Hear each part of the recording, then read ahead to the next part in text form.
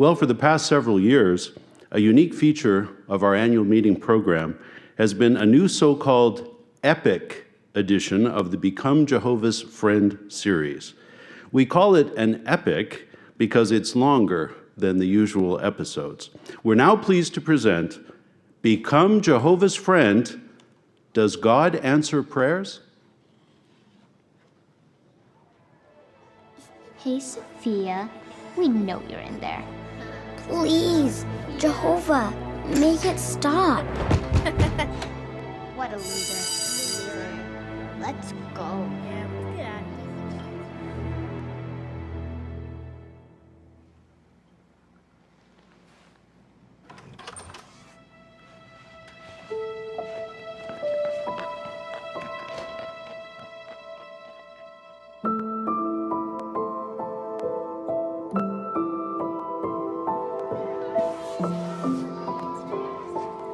All right, class.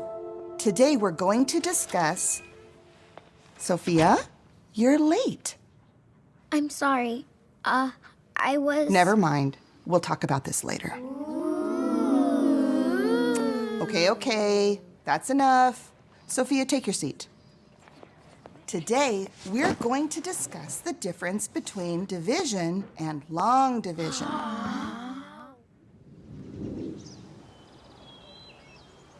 Okay, class. Here are the results from yesterday's test. Good work, Sophia.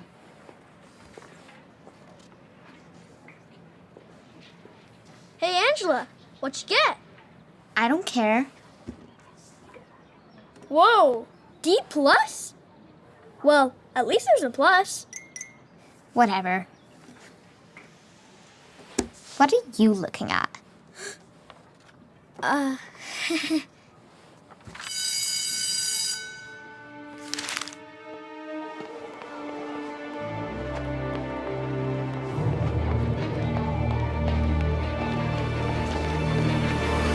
Sophia.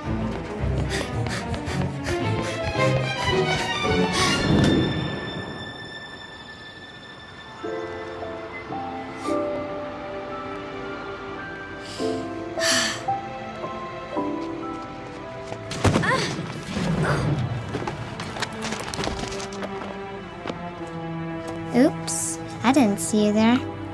It's like you're invisible.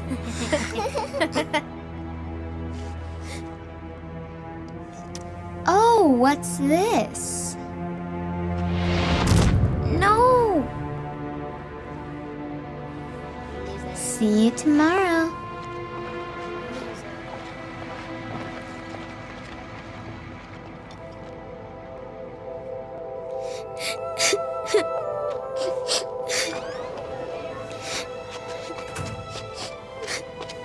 Are you okay?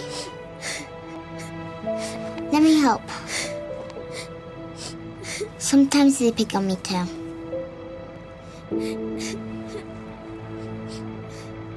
We're watching the latest installment in the Caleb and Sophia Become Jehovah's Friend saga. This is lesson 43. Does Jehovah answer prayers? And we can see that Sophia is in quite a predicament. We can understand why she might perhaps be tempted to try prayer.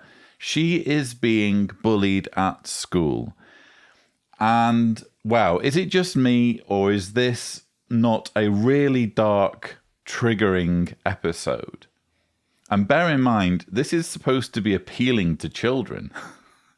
This is supposed to be presenting the Jehovah's Witness message in a way that's fun and entertaining for young minds. And I was watching this thinking, I'm really, really glad that Jessica and Julia don't have to watch this. Quite apart from the indoctrinating element, quite apart from the fact that it's, you know, programming their young minds with Jehovah's Witness dogma, apart from all that, it's just not a pleasant experience to see a cartoon portray childhood in this way, in this really dark, sinister way. So it was quite unnerving for me. And I definitely relate to the plot so far, because almost anyone, I would say, who's been raised as a Jehovah's Witness and has gone through school, bear in mind some Jehovah's Witness children get pulled and homeschooled. If you've been through school as a Jehovah's Witness, it's almost a certainty that at some point you have experienced bullying. And for me, the bullying, mostly on account of my religion, mostly on account of the fact that I was a Jehovah's Witness, was all the time. And I can remember being reduced to tears and crying into my pillow at the thought of having to go through it all again the next day. I can remember my parents being in despair that they were having to send both me and my sister to school to go through this onslaught of bullying. And it wasn't so much that I was being picked on just for being a Jehovah's Witness. It was, I would say, more about what my beliefs as a Jehovah's Witness required me to do that made me stand out in a way that would attract bullying. Not that there's ever any justification for bullying, but let's just be realistic. There are ways to navigate through high school, through the high school experience, without drawing undue attention to yourself, without making it easy for people to come up with reasons to bully you. And when you're a Jehovah's Witness, you are essentially told that your school is your territory, and it is your duty to go to school, not just to learn, not just to receive an education, but to preach, to recruit others into your religion, to recruit your classmates, and if possible, your teacher, into your faith. So I was going to school with that in mind, preaching to my classmates. I can remember placing literature with people. And that sort of stuff's going to draw attention. You're going to have a massive target on your back if people know you to be the sort of person who's going to try and push your religious beliefs on others. In other words, you're living right up to the stereotype of Jehovah's Witnesses that these kids' parents already have. So the kids are going to their parents and they're saying, there's this kid at school called Lloyd who's a Jehovah's Witness, and the parents are going, oh, those are the people that come and bother you on a Saturday morning and preach to you. And the kid's saying, actually, funny you should say that. That's exactly what Lloyd's doing. Lloyd is preaching to people. Lloyd is trying to drag people into the religion. So bullying, I mean, I'd be interested to know what you viewers have to say who've been through this. For me personally, it was a huge part of my childhood and a really painful part of my childhood, which I'm sure leaves kind of psychological scars. I mean, nowhere on the scale that something like child abuse would leave, but nevertheless, it's something that I feel is quite a traumatizing experience for a child to go through. And here I'm watching it portrayed, and it's kind of a self-fulfilling prophecy, isn't it? Because the organization surely knows that nearly all Jehovah's Witness kids will relate to this. They're just not admitting that it's mostly because of what Jehovah's Witness kids are required to do at school. It was amazing. And then Miss Wilson said that I could hold the bunny. But I had to be very gentle. Really? I named him Fred. But I didn't get to hold him for very long. I'm pretty much a bunny expert now. Oh. Is everything all right, honey? See you tomorrow. I'm fine.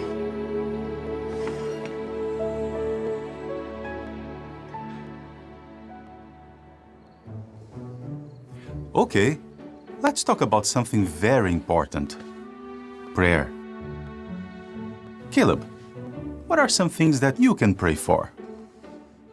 Well, I can pray for things that make me happy. Like a helicopter. Or a mountain of ice cream.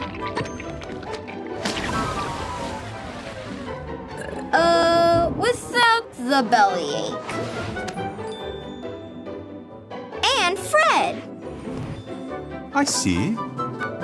But tell me, when we pray before bedtime, what do we pray for? We thank Jehovah for the good things he made, like animals, the stars, and the ocean. And God's kingdom. And to help our brothers and sisters. That's right. You can pray for your brothers and sisters. And remember, they are praying for you too. We know that when we pray for the right things, Jehovah hears us. Then why doesn't he answer my prayers? Oh, what's wrong, Sophia? You can tell us. There's a girl at school. She's so mean to me. Oh, no. Oh, honey, it's okay. I prayed for it to stop, but nothing's happened. Is Jehovah mad at me? No, my dear. Jehovah isn't mad at you. Maybe Jehovah can't see me. No. I don't know what's more disturbing at this point, the bullying or the lying to children. That's what we're seeing here. It's bad enough that Sophia has to think about bullying and how to get through that problem. But layer on this child indoctrination, we're here seeing a family worship session, a very poorly lit family worship session, I might add. Why are all the lights out? Or why is there so little lighting? Is there like a power cut? I mean, why are they literally doing an exercise that involves reading in near total darkness? I really don't understand. It's not just a dark cartoon, it's a literally dark cartoon. So what's going on there? I have no idea. But anyway, they're having a family worship session in a power cut, and a family worship session is essentially a child indoctrination session. And we can see that Sophia is here really struggling to reconcile her religious beliefs, or the religious beliefs that she is required to have, with her lived experience. Because she's being told that as a Jehovah's Witness or as a servant of Jehovah, she can enjoy some degree of protection. Jehovah's going to look out for her. Jehovah's going to care for her. And because she's going to school and being bullied, and Jehovah isn't listening to her prayers, or she's praying for this to stop and it's not stopping, she feels invisible. So what's happening here is her indoctrination is actually exacerbating an existing problem. But that's clearly not where this story is intended to go. It's not that Sophia had a problem with praying, it's that she wasn't adjusting her expectations. She was expecting the wrong things.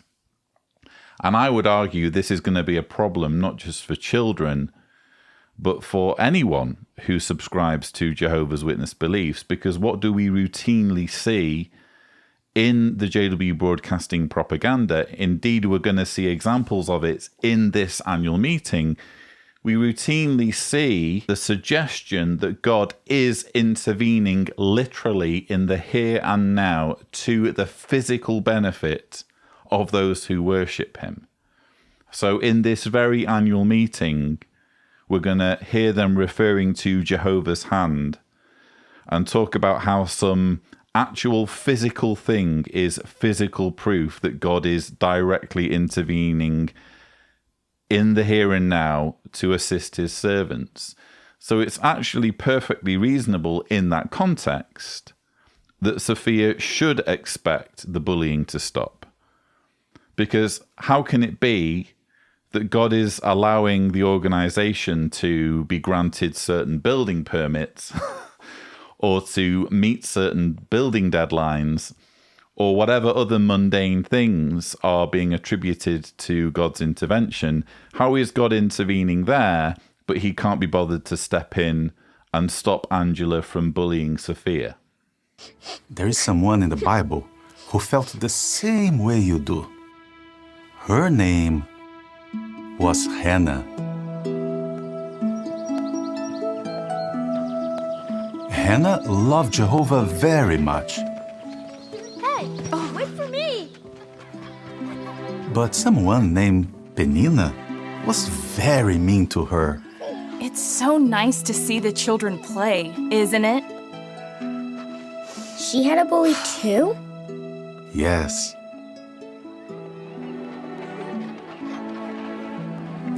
We're ready to eat. Here's your portion, Hannah. And Penina, here's yours. she was very jealous of Hannah. I'll get some water. You think you're so special, Hannah? Then why hasn't Jehovah given you any children?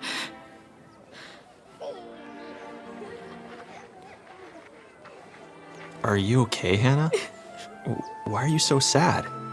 Others could not understand why Hannah was so upset, because the pain was in her heart.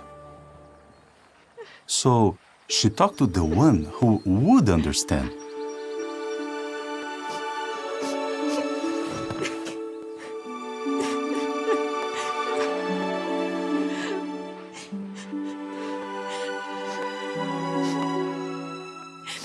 Oh, Jehovah, please see me.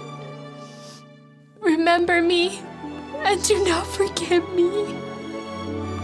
Please give me a child. If you do, I will give him to you all his life to serve you.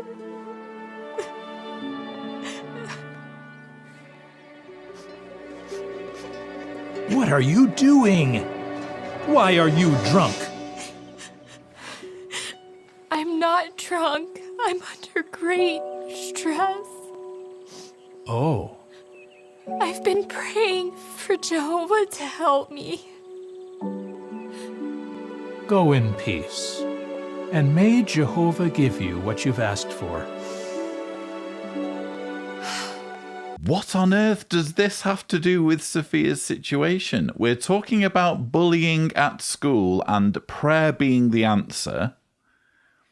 And the solution apparently is to consider the story of a Bible character who beseeched God to have children because barrenness was considered a curse in the Hebrew culture.